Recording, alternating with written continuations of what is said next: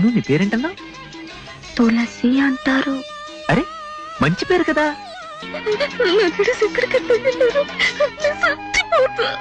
ఏ పువ్వు ఏ తేటిదన్నది ఏనాడో రాసున్నది, ఏ ముద్దు ఏ మోవిదన్నది ఏ పొద్దు రాసున్నది.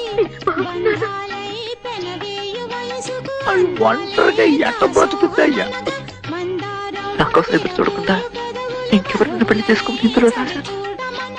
విడుదలవుతున్నానని తెలియగానే తులసి నా కోసం ఎదురు చూస్తుండాలన్న పిచ్చి కోరిక, అర్థం లేని ఆశ. మన అమ్మాయి ఇంకా మీకోసం వెయిట్ చేస్తుందంటారా?